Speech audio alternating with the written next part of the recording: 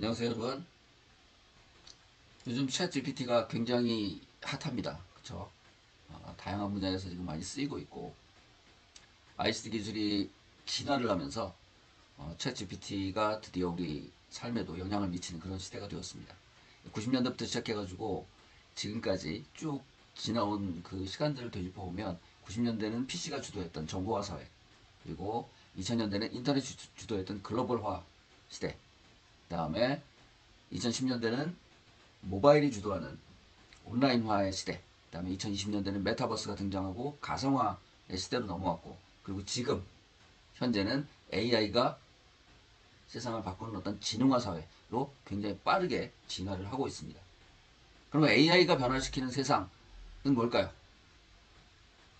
넓게 보면 국가 간의 경쟁, 글로벌 주도권 경쟁이 지금 치열하게 AI를 기반으로 일어나고 있다. 그래서 일본의 소프트뱅크라는 그룹을 운영하고 있는 손정의 회장은 AI를 지배하는 자가 미래를 지배한다 라고 얘기를 했습니다. 그리고 구글의 순다 피차이 회장은 AI는 불이나 전기보다 더 영향력이 크다 라고 얘기할 정도로 아주 짧은 그 문장 안에서 AI가 어떤 지금 위치에 있는지를 정확하게 얘기를 하고 있습니다. 산업과 기업의 경쟁이 치열하게 일어나고 있습니다. AI가 발전하는 데 있어서 궁극적인 방향은 바로 인간을 지향하는 겁니다. 언어나 시각이나 행동이나 이런 부분에서 AI가 인간을 그대로 따라하는 그런 것을 얘기합니다. 인간 지향.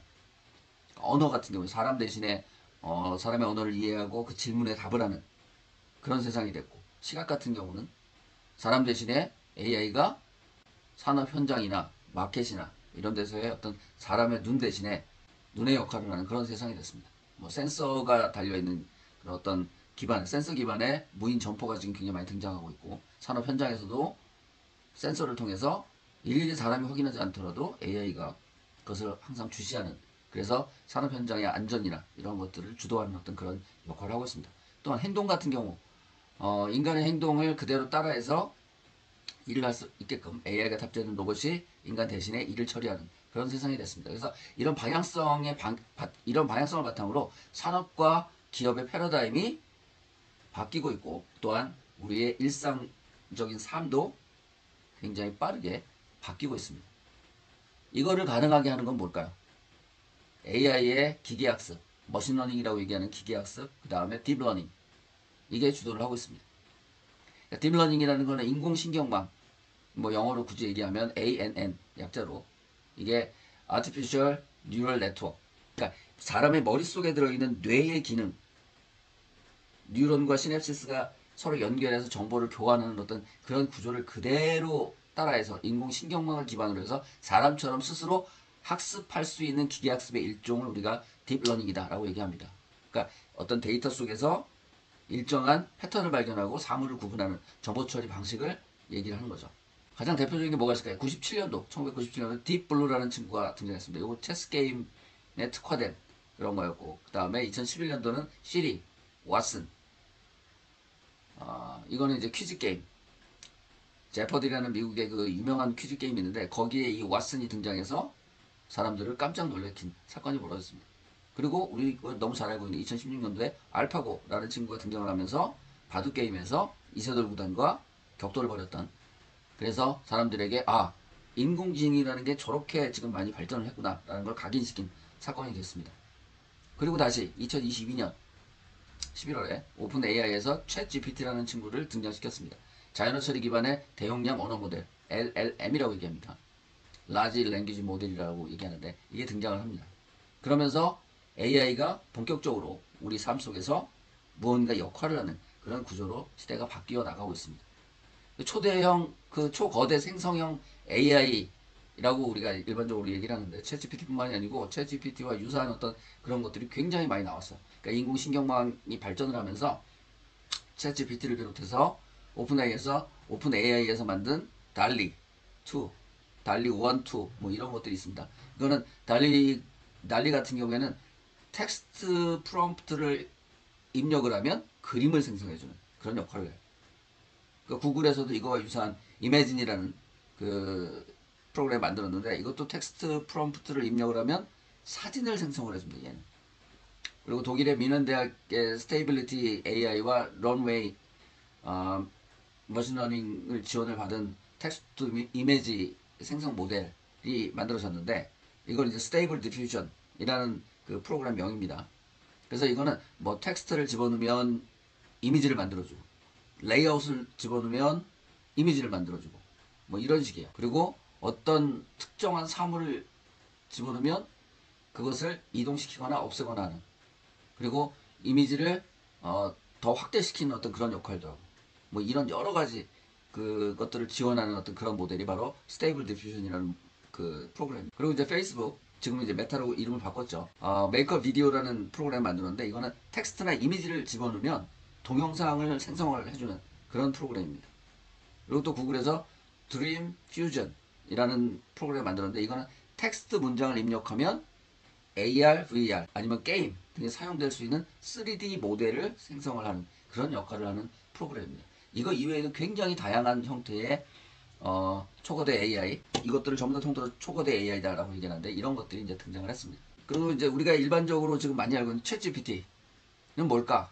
뭐 이미 굉장히 많은 분들이 그 뭐 여러 가지 영상도 찍고 했습니다. 근데 이제 이걸 간단하게 설명을 드리면, 이건 이제 오픈AI에서 만든 대형 언어 모델 LLM 중에 하나인데, 스스로 학습을 해요. 그리고 답변을 생성하고 대량의 데이터와 맥락을 처리할 수 있는 트랜스포머 기술이 적용됐습니다.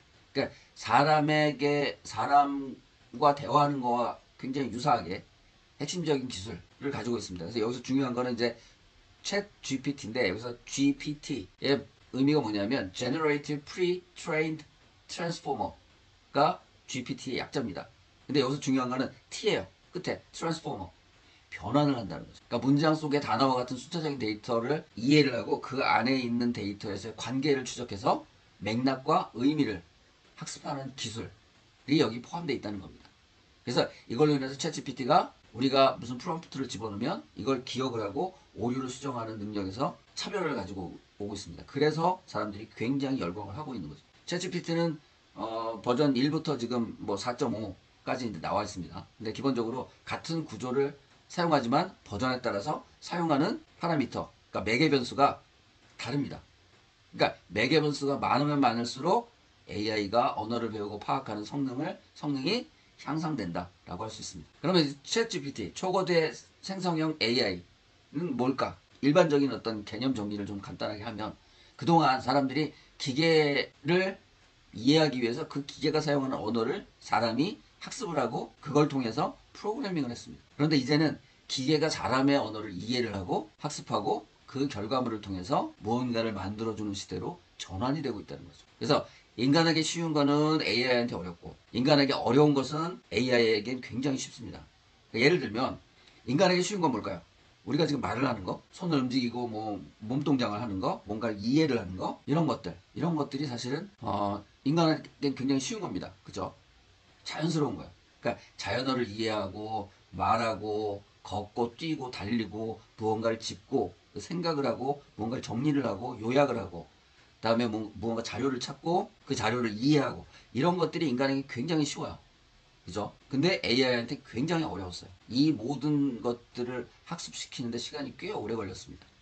그런데 이제는 그런 단계가 어느 정도의 수준에 이르면서 인간이 했던 것들, 말하는 거, 행동하는 거, 생각하는 거, 이런 것들을 AI가 대신할 수 있는 그런 시대로 빠르게 변화하고 있습니다. 그러니까 어떻게 보면 이제까지 인간과 기계 간의 그 공식 자체가 변화가 생기기 시작했다는 거죠. 인간이 기계의 언어를 배워서 무언가를 했던 시대에서 이제는 기계가 인간의 언어를 이해하고 맥락을 파악해서 무언가를 하는 시대.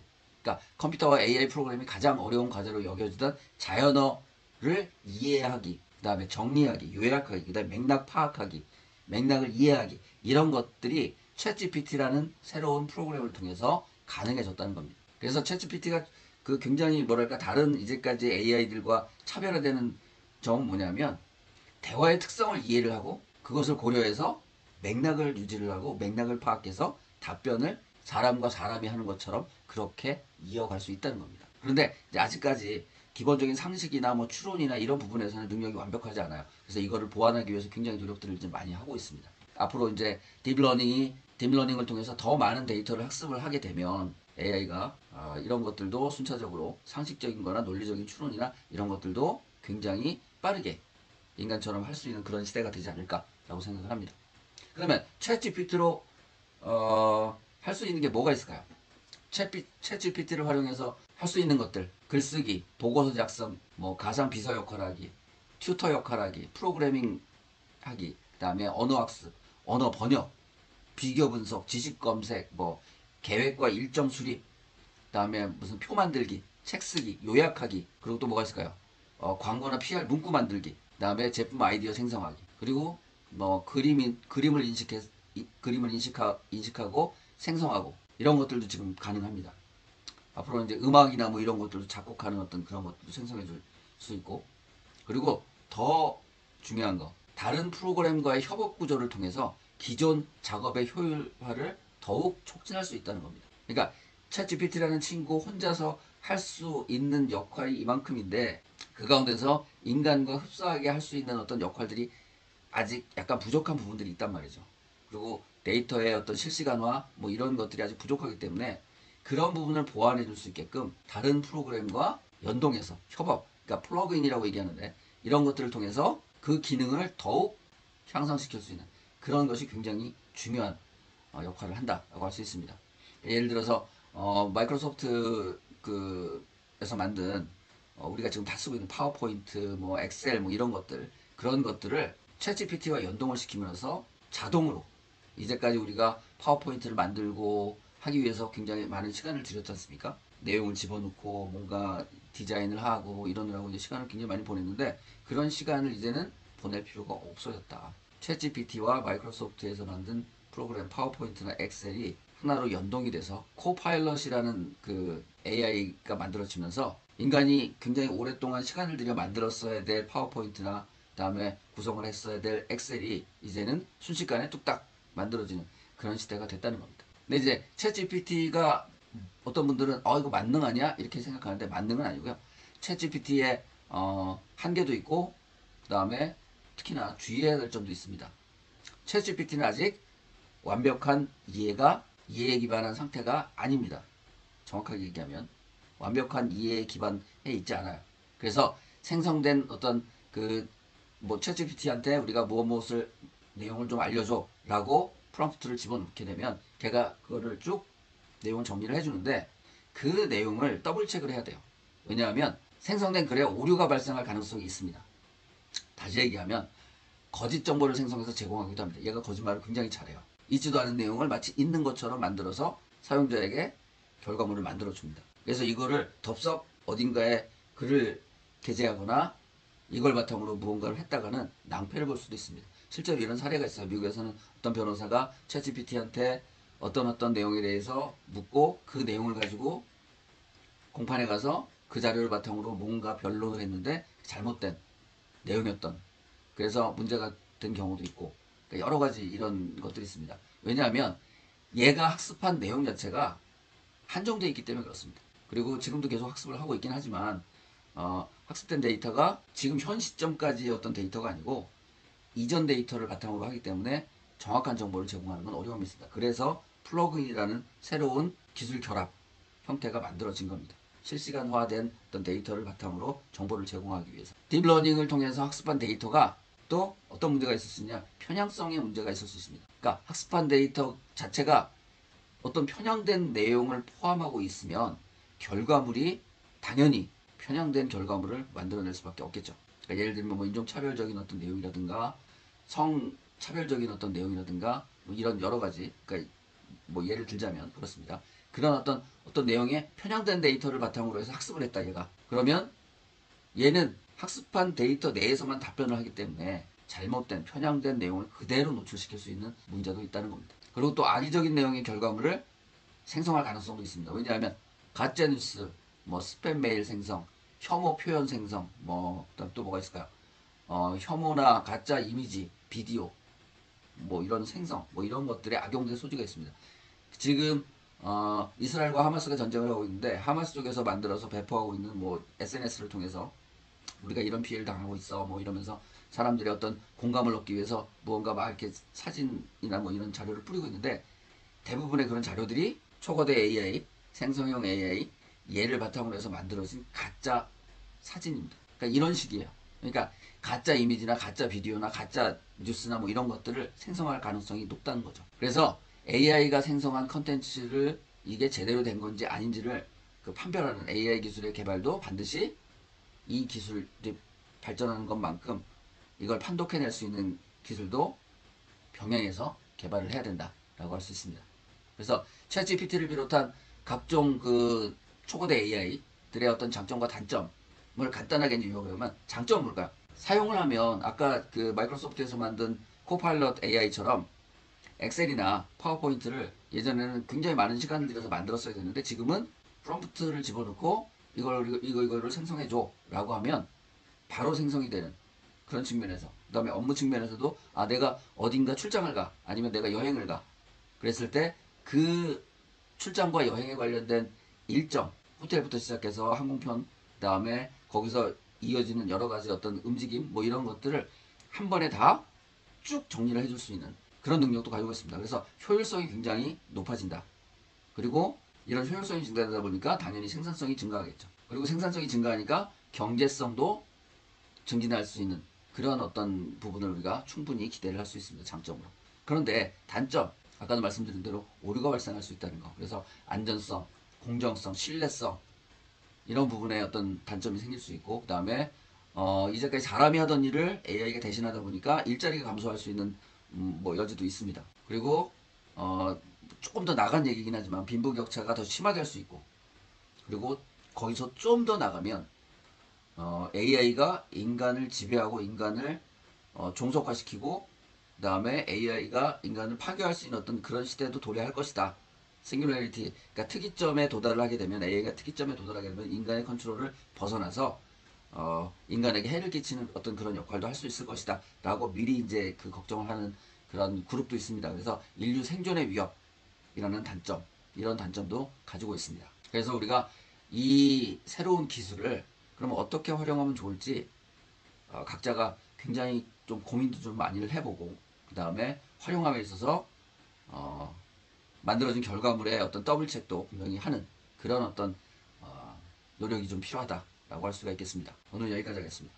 감사합니다.